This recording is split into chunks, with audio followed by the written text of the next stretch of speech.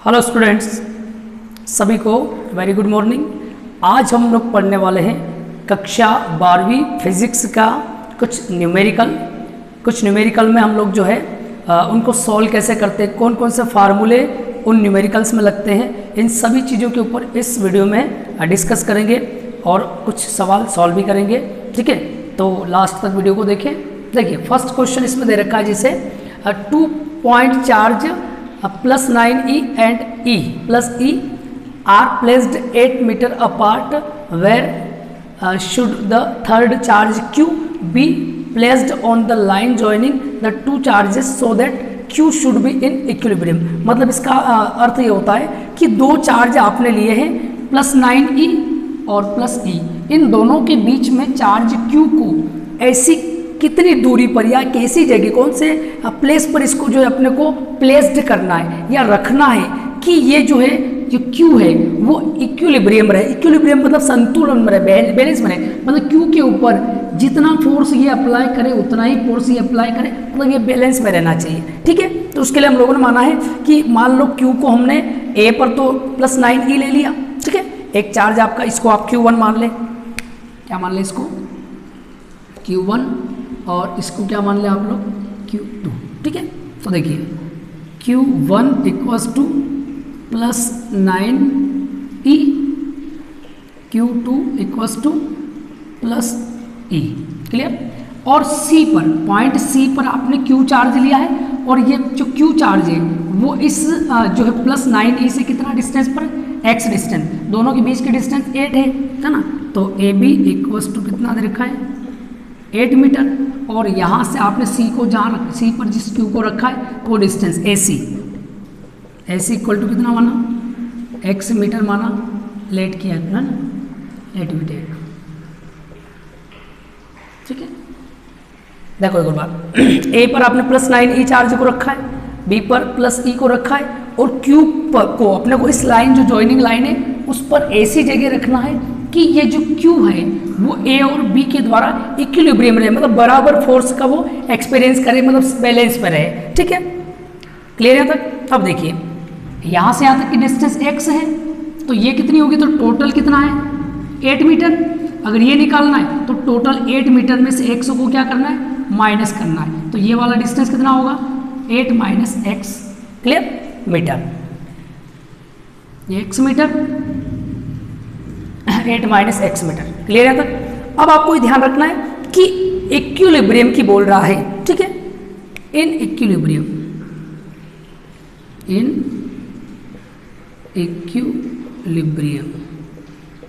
मतलब बैलेंस की कंडीशन में Q के ऊपर, मतलब सीधा सा है, इन दोनों के ऊपर कूलम्ब्स का जो फोर्स लगेगा वो फोर्स B से C के ऊपर भी लगेगा। मतलब ये जो 9e जो चार्ज है वो और ये Q दोनों के बीच में जितना भी फोर्स लगेगा कूलम्ब्स लॉ के अकॉर्डिंग, उतना का उतना फोर्स इसके कारण भी इस पर लगेगा, क्योंकि ये इक्विलिब्रियम में, शुड बी इन इक्विलिब्रियम, अपने को इक्विलिब्रियम में इसको बताना है। तो क्या होगा? कूलम्ब्स का फोर्स निकाल लेते हैं। क्या होता है कूलम्ब का फोर्स? F = 1/4πε0 Q1 Q2/r²। ये कूलम्ब्स लॉ है। ठीक है, कूलम्ब्स लॉ ये बताता है कि दो जो ऑब्जेक्ट है या जो दो चार्ज है, पॉजिटिव नेगेटिव जो भी हो, उनके बीच में जो भी फोर्स लगता है वो फोर्स उनके चार्ज के प्रोडक्ट के या चार्ज के मैग्नीट्यूड के प्रोडक्ट के प्रोपोर्शनल होता है डायरेक्टली, और उनके बीच के डिस्टेंस के स्क्वायर के इनवर्स प्रोपोर्शनल होता है। क्लियर? ये फार्मूला आपको यहाँ अप्लाई करना है। तो देखो इधर ये फार्मूला यहाँ भी लगेगा, यहाँ भी फार्मूला लगेगा। तो ये फार्मूला यहाँ लगेगा तो क्या बनेगा? 1/4πε0 Q1 का काम तो ये करेगा और Q2 का काम ये करेगा, कि दोनों के बीच में लग रहा है तो क्या आएगा? 9e × Q अपॉन डिस्टेंस का स्क्वायर, दोनों के बीच की डिस्टेंस कितनी है? x का स्क्वायर। तो ये वाला जो है वो हम लोग यहाँ लिख लेते हैं। ठीक है, तो देखो क्या आएगा? 1/4πε0 9e × Q अपॉन डिस्टेंस का स्क्वायर। इक्वल्स टू जितना फोर्स यहाँ पे लगेगा, अट्रैक्शन फोर्स रिपल्सन जो भी हो, उतना इसके बीच में भी लगेगा। इसमें भी फोर्स निकाल लेते हैं, क्या आएगा 1/4 pi epsilon naught dot Q1 Q2, तो Q1 का काम तो ये करेगा, Q2 का काम ये करेगा, तो Q into E upon distance का स्क्वायर। डिस्टेंस कितनी है 8 माइनस एक्स का होल स्क्वायर या 8 माइनस एक्स का होल स्क्वायर, वो वाला यहाँ आ जाएगा 1/4 pi epsilon naught dot Q into E upon 8 minus X का whole square. Clear? 1/4 pi epsilon cancel हो जाएगा, ई से ई कैंसिल, क्यू से क्यू कैंसिल, यहाँ कितना बचा वो लिख लेते, यहाँ बचा आपका 9/x स्क्वायर इक्वल्स टू यहाँ बचा 1/8 माइनस एक्स का होल स्क्वायर। ठीक है, अब हम लोग क्या करेंगे, दोनों ओर स्क्वायर रूट लगा देते हैं। ठीक है, दोनों ओर स्क्वायर रूट करने पर, ठीक है ना, स्क्वायर रूट या हम लोग बोल सकते हैं कि दोनों में हम लोग इसको कैंसिल भी कर सकते हैं, स्क्वायर से स्क्वायर को है बाय स्क्वायर रूट, है ना, रूट स्क्वायर रूट तो 3 का 9 का क्या होगा 3 होगा, एक्स स्क्वायर का एक्स हो जाएगा, इधर लग जाएगा प्लस माइनस 1 का 1 होगा, 8 माइनस एक्स का होल स्क्वायर तो 8 माइनस एक्स हो जाएगा। ठीक है, स्क्वायर रूट से क्या होगा, इसका अपने को स्क्वायर रूट, तो 9 का स्क्वायर रूट होता है 3, एक्स का स्क्वायर रूट होता है एक्स, 1 का स्क्वायर रूट होता है 1, 8 माइनस एक्स का होल स्क्वायर तो इसका स्क्वायर रूट होगा 8 माइनस एक्स। ठीक है, इसका क्रॉस मल्टीप्लाई किस में होगा 3 में होगा, तो इसका 3 में तो 8 का 3 में तो 8 3 जा 24 माइनस एक्स का 3 में 3x इक्वल्स टू एक्स का 1 में x और आगे साइन का आएगा प्लस माइनस। ठीक है, अब पहले कौन सा साइन, प्लस साइन,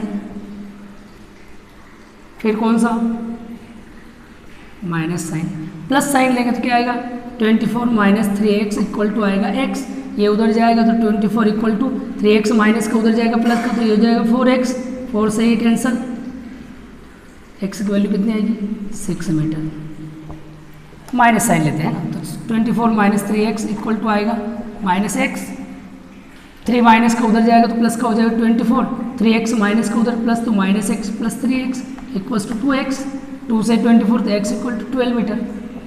अब ये तो पॉसिबल नहीं है, क्यों, क्योंकि बीच में इसको अपने को इक्विलिब्रियम में लाना है, इसका मतलब x की वैल्यू कितनी आएगी 6 मीटर। तो आप अगर इसको 6 मीटर पर रखेंगे, किसको q को कितने मीटर पर 6 मीटर पर अगर रखेंगे तो ये should be equilibrium. Clear, note कर ले सभी।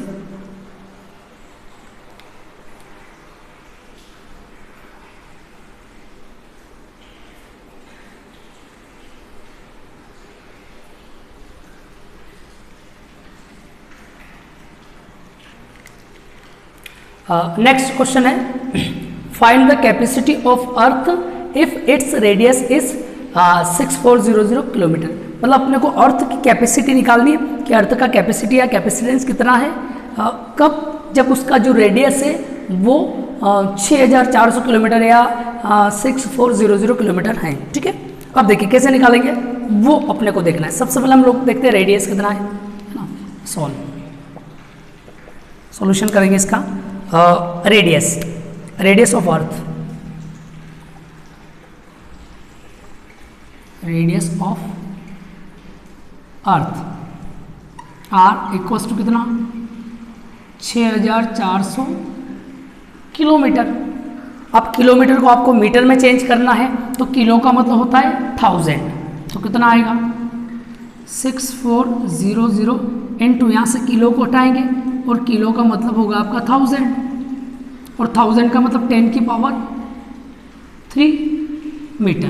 क्लियर, R इक्वल्स टू, अगर मैं यहाँ पे इसको जो है साइंटिफिक जो है नंबर के रूप में अगर लिखता हूँ तो यहाँ पॉइंट होना चाहिए 1 डिजिट के बाद, तो 6.4 इंटू 10 की पावर, देखो पॉइंट यहाँ थी तो यहाँ से मैं 1 2 3 1 2 3 3 नंबर आगे लाया तो आगे का मतलब होता है पावर बढ़ेगी, तो 1 2 3 नंबर लाया तो पावर 3 और बढ़ जाएगी, तो 10 की पावर कितनी हो जाएगी 6 मीटर। ये तो रेडियस हो गई।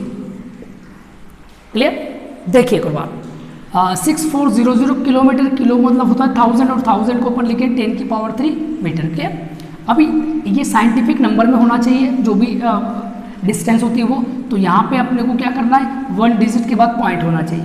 तो हम लोग क्या करेंगे इसमें 1 2 3 के बाद पॉइंट यहाँ लगाएंगे, तो जितने पॉइंट आगे आता है, जितने नंबर आगे आता है उतना पावर बढ़ता है, और पीछे जाता है तो उतना पावर जो है वो घटता है। तो यहाँ कितने डिजिट आ गया है, 1 2 3, 1 2 3, तो 3 पावर और बढ़ जाएगा, तो 3 तो ऑलरेडी है, 3 और बढ़ जाएगा तो 6 मीटर।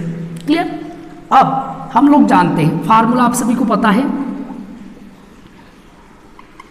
फार्मूला क्या होता है कैपेसिटेंस का, C इक्वल्स टू होता है 4 पाई एप्सिलॉन नॉट डॉट आर।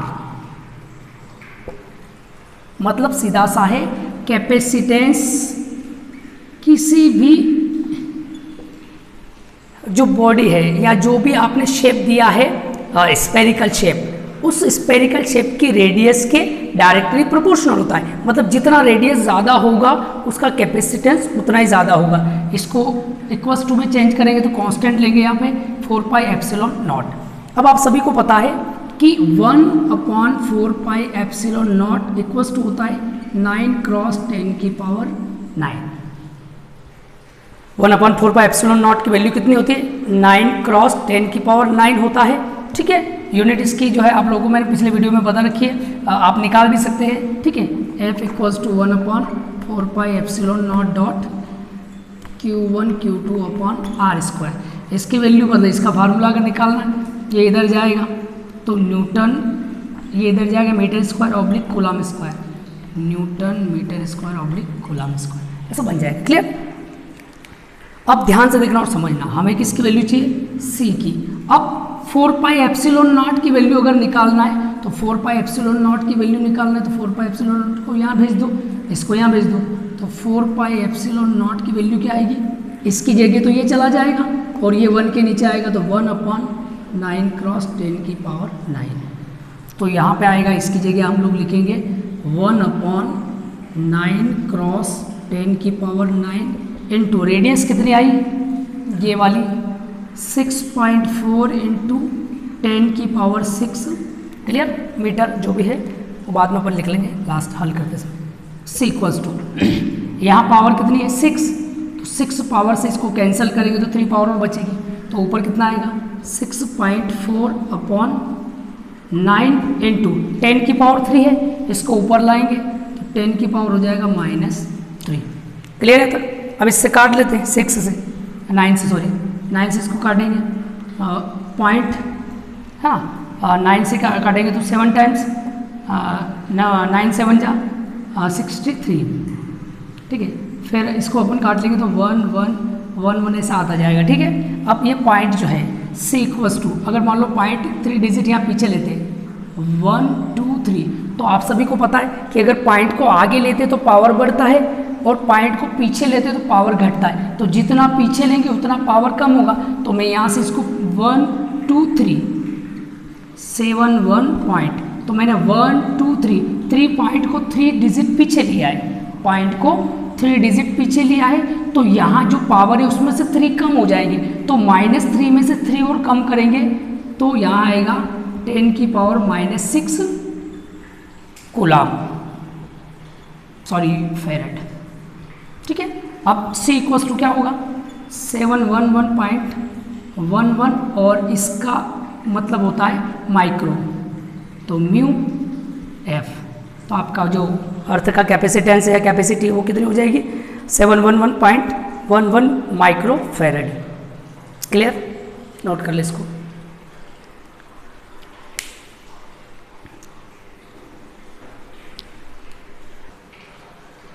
चलो नेक्स्ट क्वेश्चन है, a regular hexagon of side 10 centimetre. मतलब एक रेगुलर हेक्सागोन है, उसका जो साइड है वो है 10 सेंटीमीटर है। ठीक है, हेक्सागोन मतलब वो जो षटफलक होता है, इस टाइप से एक डिज़ाइन है कोई भी, has a charge of 5 microcoulomb. उसके प्रत्येक जो vertices at each of the it's vertices, मतलब उसका जो 6 जो वर्टिसेस होते हैं उनमें प्रत्येक के ऊपर 5 माइक्रोकूलम का चार्ज दे रखा है। तो calculate the potential at the centre of the hexagon. ठीक है, तो इस हेक्सागोन के जो सेंटर पर, हेक्सागोन के सेंटर पर कितना पोटेंशियल होगा। क्लियर, तो सॉल्व कर लेते हैं हम लोग इसको। देखिए इधर सबसे पहले हम लोग क्या करते हैं, डायग्राम बना लेते हैं हेक्सागोन का।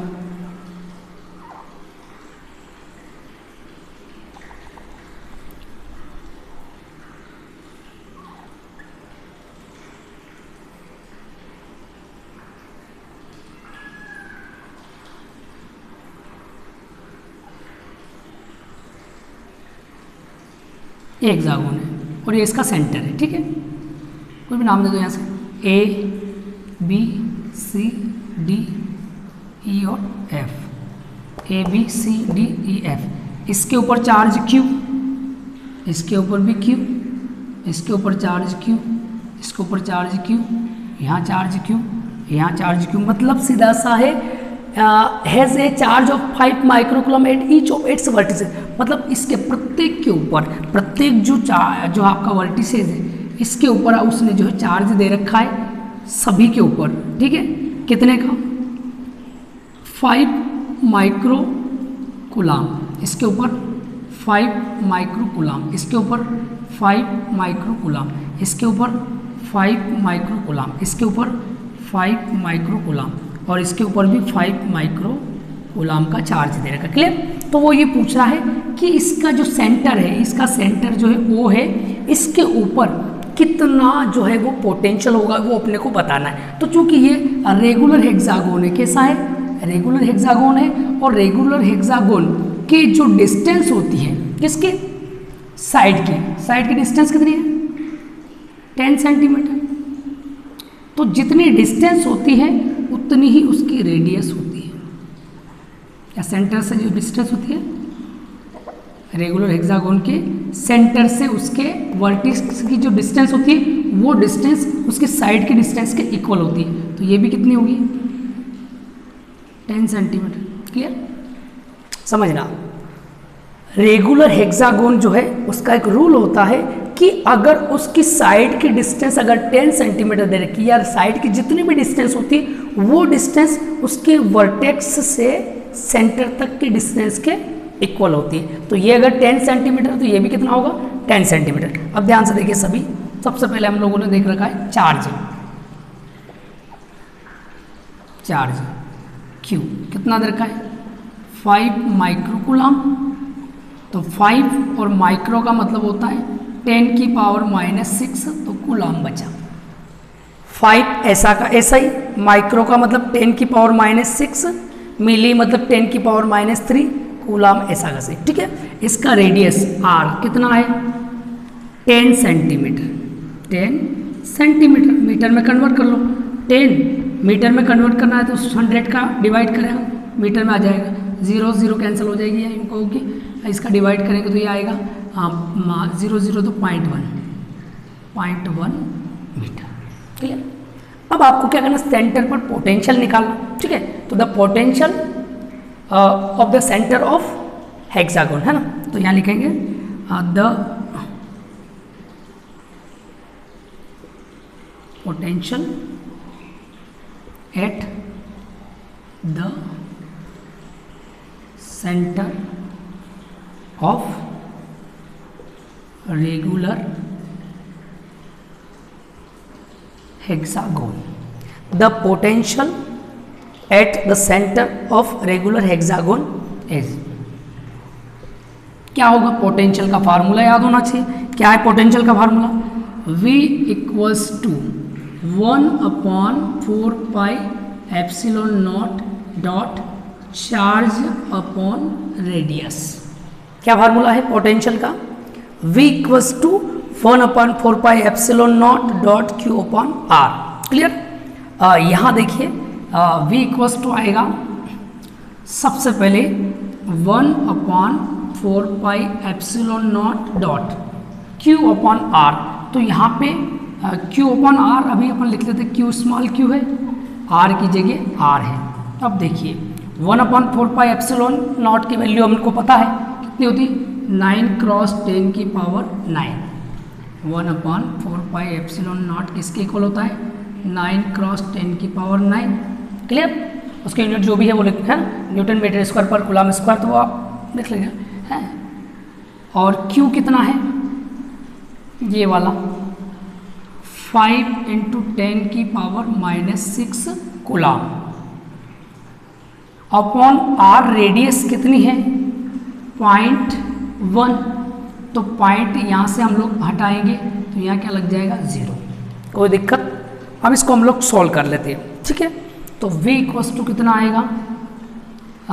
9 का 5 में, तो यहाँ पे आ जाएगा आपका 9 5 जा 45, ठीक है। और पीछे 0 इंटू 10 की पावर -6 को 10 की पावर 9 में से कम करेंगे तो 10 की पावर बचेगा कितना 3। यहाँ से एक 0 हटाएंगे तो एक पावर बढ़ जाएगी 4, फिर यहाँ पॉइंट लगाएंगे तो एक और पावर बढ़ जाएगी 5। क्लियर, ये आएगा।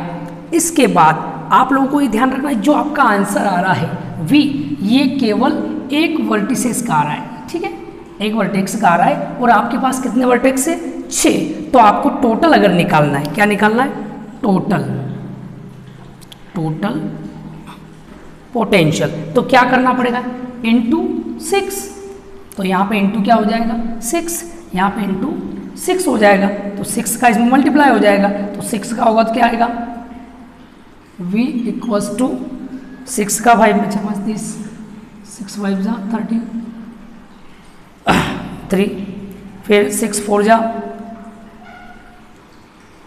27, और 1 डिजिट के बाद पॉइंट, तो यहाँ पॉइंट लग जाएगा इंटू 10 की पावर 5। तो V इक्वल्स टू क्या आएगा, मान लो आप पॉइंट यहाँ लगाते हैं, ठीक है, तो क्या आएगा 2.7 इंटू 10 की पावर, अगर 1 पॉइंट आगे आता है तो एक पावर और बढ़ जाएगी, तो ये हो जाएगा 6 वोल्ट। क्लियर, तो ये आपका जो है पोटेंशियल आ जाएगा, ठीक है, नोट कर लें सभी।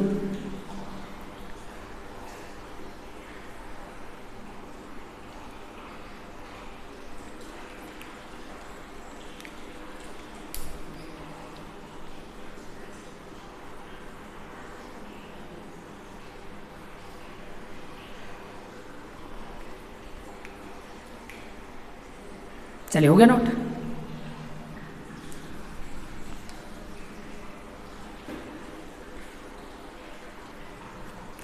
चलिए अगला क्वेश्चन इसमें, determine the equivalent capacitance between A and be in the following circuits. मान लो ये आपको सर्किट दे रखा है और इस सर्किट में आपको ये बताना है कि ए और बी का जो कैपेसिटेंस है, जो रिजल्टेड कैपेसिटेंस या इक्विवेलेंट कैपेसिटेंस है, वो कितना होगा। मान लो यहाँ आपको कुछ भी दे रखा है, ठीक है, फॉर एग्जांपल यहाँ पे दे रखा है उसने 1 माइक्रोकूलम, 1 माइक्रोफेरड और यहाँ पे 1 माइक्रोफेरड, और आपसे बोला जाए कि ए और बी के बीच में जो रिजल्टेंट कैपेसिटेंस या इक्विवेलेंट कैपेसिटेंस कितना होगा वो आपको फाइंड आउट करना है। तो सिंपल सा टेक्निक है, देखो ये ए, फिर यहाँ पे कांटेक्ट हो रहा है इसका, तो ये हो जाएगा आपका, ये तो बी हो गया, ये हो गया आपका सी, फिर इधर से कांटेक्ट हो रहा है कहाँ पे, यहाँ पे, ये हो जाएगा आपका डी। करना कुछ भी नहीं है, ए और बी के बीच में निकालना है, तो जहाँ जहाँ सर्किट कांटेक्ट कर रहा है वहाँ अपने को कोई ना कोई पॉइंट दे देना है, ठीक है। सबसे पहले ए कहाँ कांटेक्ट कर रहा है, सी पर, तो ये सी पॉइंट होगा, बी कहाँ कांटेक्ट कर रहा है, डी पर, तो ये डी पॉइंट हो गया। क्लियर, अब ध्यान से देखना, इस सेक्शन में कितना है, पहला कैपेसिटेंस C1, इस सेक्शन में कितना है, दूसरा C2, इस सेक्शन में कितना है, इस वाले में C3। टोटल कितने कैपेसिटेंस है, कैपेसिटर 3, ठीक है। पहला कैपेसिटर जो है AD के बीच में लगा है ना, दूसरा CD के बीच में और तीसरा BC के बीच में लगा है। मतलब सीधा सा है, ये 3 सेक्शन है, इसका मतलब है ये जो है पैरेलल कॉम्बिनेशन है। कौन सा है, पैरेलल कॉम्बिनेशन। तो A पहला पॉइंट हो गया आपका, अब B दूसरा पॉइंट हो गया, और इन सभी को अपने को पैरेलल में, क्यों, क्योंकि पहले सेक्शन में है, ये दूसरे सेक्शन में है, तीसरे में, मतलब पैरेलल है सारे, तो पैरेलल बनाना अपने को। तो यहाँ हम लोग जो है पैरेलल बना लेते हैं तीनों को, ठीक है। पहला ये दूसरा और ये तीसरा, ठीक है। टाइप से ये 1 माइक्रोफेरड, ये भी 1 माइक्रोफेरड, ये भी 1 माइक्रोफेरड। क्लियर, तो हमको देखना है यहाँ पे, इसको हमने नाम दिया C1, इसको नाम दिया C2, इसको नाम दिया C3, ठीक है। अब ध्यान से देखिए और समझिए, सॉल्यूशन में हम लोग क्या करेंगे, the capacitor C1 C2 and C3 are in parallel combination. Clear? तीनों जो कैपेसिटर है वो पैरेलल कॉम्बिनेशन में है, ठीक है। और पैरेलल कॉम्बिनेशन में फार्मूला आपका क्या बनता है वो अपने को देखना है। पैरेलल कॉम्बिनेशन का फार्मूला मैं लिख रहा हूं, फार्मूला, ठीक है।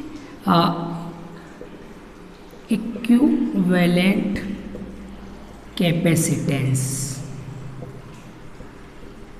Equivalent capacitance C equals to होगा C1 plus C2 plus C3। ये फार्मूला अपने को याद रखना पड़ेगा कि अगर पैरेलल कॉम्बिनेशन में है तो C equal to C1 plus C2 plus C3, और अगर वो सीरीज कॉम्बिनेशन में है तो 1/C equals to 1/C1 plus 1/C2 plus 1/C3, ठीक है। तो C इक्वल्स टू क्या आएगा, C1 कितना है 1 microfarad, C2 1 microfarad, C3 1 microfarad, तो क्या होगा 1 microfarad plus 1 microfarad plus 1 microfarad equals to हो जाएगा 3 माइक्रोफेराड। तो आपका इक्विवेलेंट कैपेसिटेंस कितना आएगा 3 माइक्रोफेराड। क्लियर? नोट कर ले सभी इसको।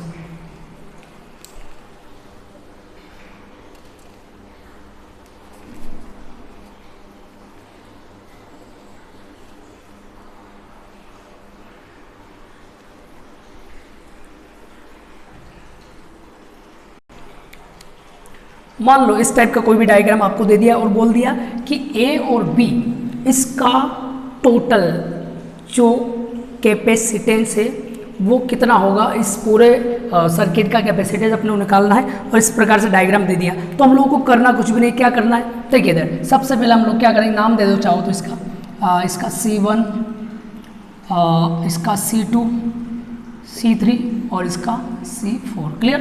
C1, C2, C3, C4, पहले इसका नाम हम लोग दे देते। इसके बाद हमको क्या करना है, मान लो आप यहाँ से इस वायर को हटाए और यहाँ से इस वायर को हटाए और ऐसे अगर इसको सीधा करेंगे तो ये हो जाएगा आपका ऐसा,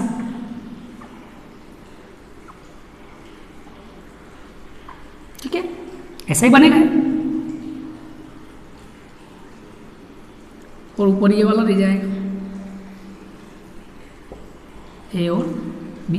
ध्यान से देखना, ए और बी के बीच में निकालना, तो देखो ए यहाँ से ये, यहाँ से ये अपने सभी को पता है, प्लस से माइनस, माइनस से प्लस, फिर अगले इसके माइनस से प्लस, ऐसे करते अपन जो है सीरीज कॉम्बिनेशन तैयार करते हैं। तो यहाँ से आपको वायर को हटाना है, यहाँ से वायर को हटाना, हटा के ऐसे सीधे करेंगे हम लोग, तो वो ऐसा बन जाएगा, ठीक है। ये आपका 3 माइक्रोफेराड, 3 माइक्रोफेराड, 3 माइक्रोफेराड, 3 माइक्रोफेराड। अभी ध्यान से देखना है, ये पूरा काई में है सीरीज कॉम्बिनेशन, इसका नाम क्या रखा C2, C3, C4। तो हम लोग यहाँ लिखेंगे C2, C3 and C4 the capacitor, C2, C3, C4 are in series combination,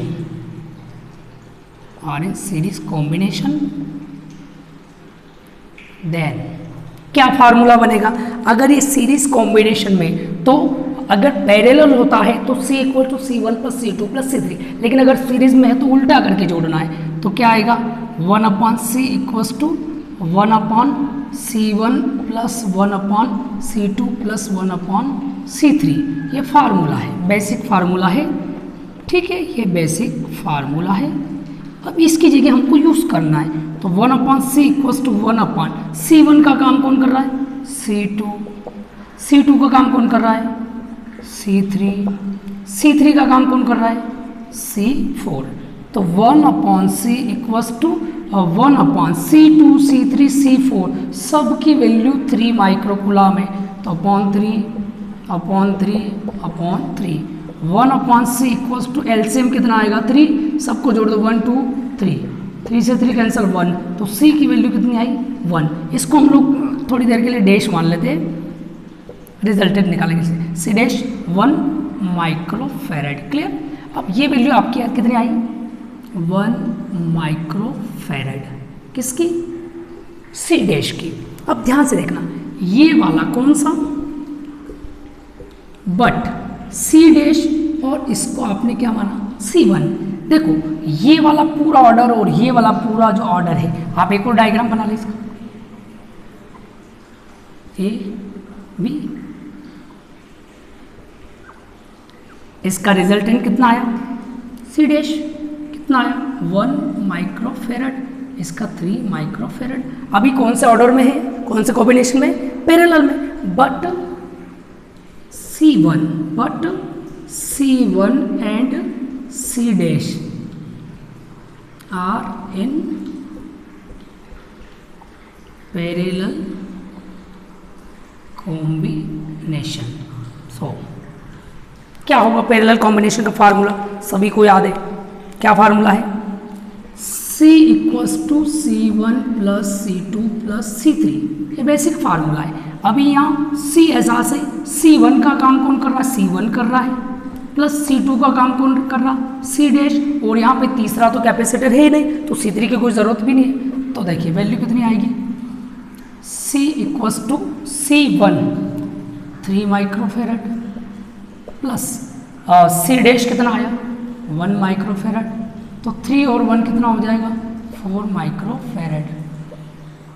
ठीक है, तो ये आपका इसका ए बी के बीच में टोटल जो है कैपेसिटेंस आपको मिल जाएगा। ठीक है, नोट कर ले सभी।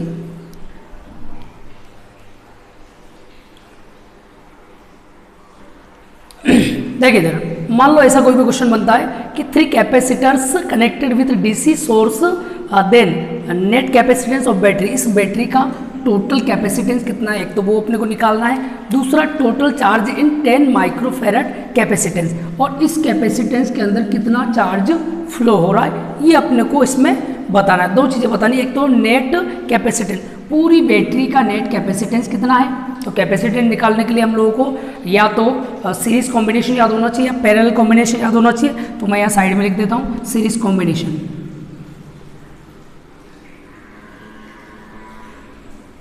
Series combination 1/C equals to 1/C1 plus 1/C2 plus 1/C3। Parallel combination, parallel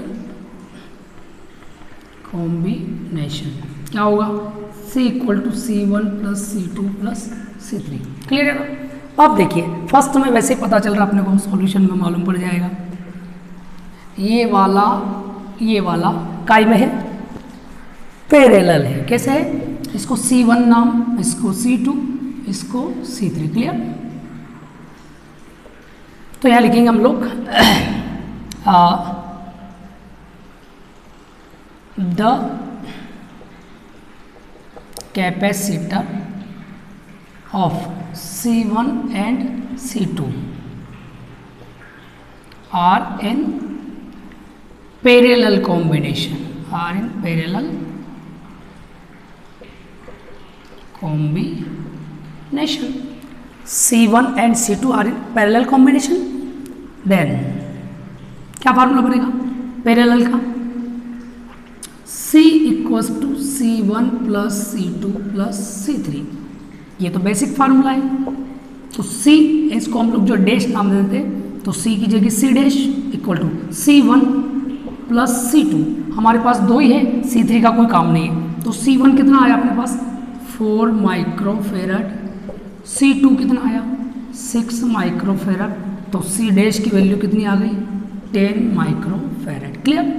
इस पूरे की वैल्यू आपके पास आ गई 10 माइक्रोफैरड, पूरे की वैल्यू कितनी आ गई 10 माइक्रोफैरड। अब जैसे आपने इसको 10 माइक्रोफैरड, तो ये सीधा हो गया, तो नया जो आंसर आएगा वो क्या आएगा, नया डायग्राम आपका बनेगा ये वाला।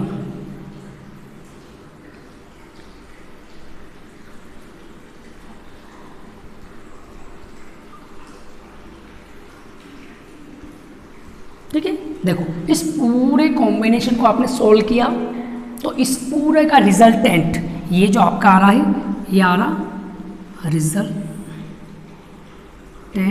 कैपेसिटेंस, कैपेसिटीज के सी डैश, ठीक है, कितना आ रहा 10 माइक्रोफेरेड सॉरी, और बाहर वाला भी 10 माइक्रोफेरेड। अब देखिए यहाँ आके अपने ये ध्यान रखना है, अभी कौन सा कॉम्बिनेशन बन रहा है, सीरीज कॉम्बिनेशन, तो इसको हमने क्या नाम दिया सी डैश, और इसका नाम क्या रखा था C3। फिर वापस again C dash and C3 are in series combination, ठीक है। सो क्या फार्मूला सीरीज का, ये वाला 1/c equals to 1/c1 plus 1/c2 plus 1/c3, तो यहाँ आएगा 1/c इक्वल्स टू C1 का काम कौन कर रहा C डैश, 1/c2 का काम कौन कर रहा C3, एम्प्लाइज 1/c डैश कितना 10 माइक्रोफेरेड, C3 कितना 10 माइक्रोफेरेड, एलसीएम कितना आएगा 10, 1 और 1 हो जाएगा 2, 2 1 जा 2, 2 5 जा, तो C की वैल्यू आ जाएगी 5 माइक्रोफेरेड। तो इस पूरे सर्किट का टोटल, पूरे सर्किट का टोटल या नेट कैपेसिटेंस कितना आएगा बैटरी का 5 माइक्रोफेरेड। क्लियर, कोई दिक्कत, नोट कर ले इसको। फिर हम लोग जो है सेकंड क्वेश्चन करते हैं इसी का। कर लिया नोट सभी ने, हो गया नोट, ओके मिटाएं, ठीक है मिटा देते हैं।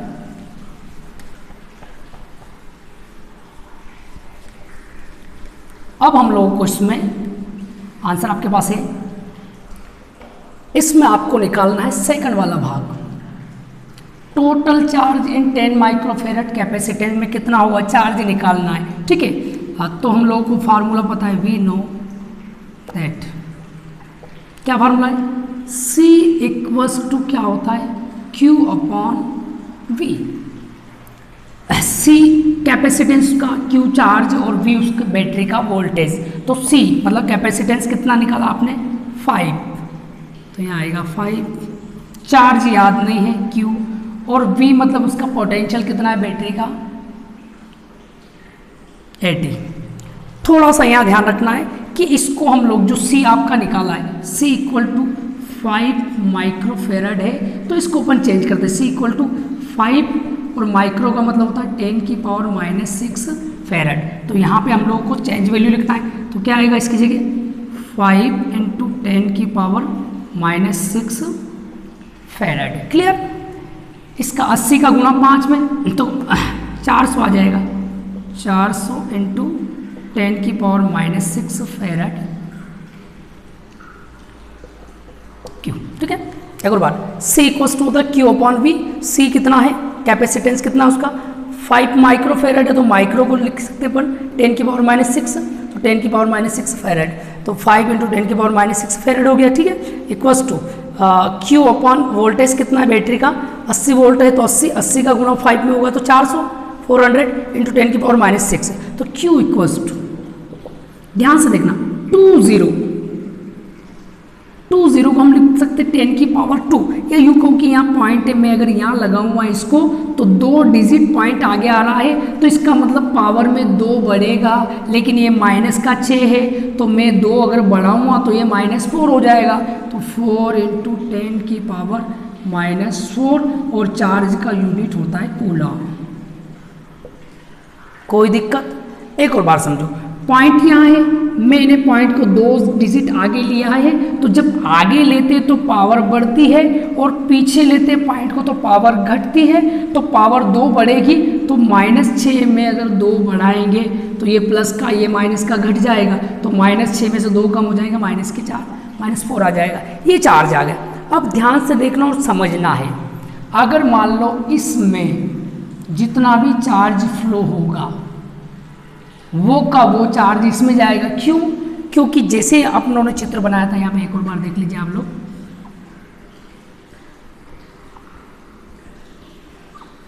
ये आपका डायग्राम बना था, ठीक है। यहाँ कितना था 10 माइक्रोफेरेड, यहाँ पे भी 10 माइक्रोफेरेड। तो देखिए इधर 10 माइक्रो, इसको सॉल्व किया था तो 10 माइक्रोफेरेड आया था। अब 10 माइक्रोफेरेड इसके अंदर कितना चार्ज जा रहा है 4 × 10⁻⁻4 कूलम।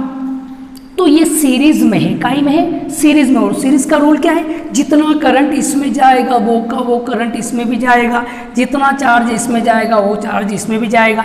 इसका मतलब 10 माइक्रोफेरेड कैपेसिटेंस के अंदर कितना चार्ज फ्लो होगा, ये वाला, ठीक है, समझ में आ रहा।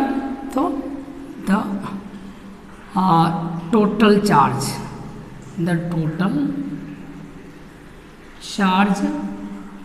इन 10 microfarad capacitance is 4 × 10⁻⁻4 coulomb. Clear, note कर ले सभी इसको।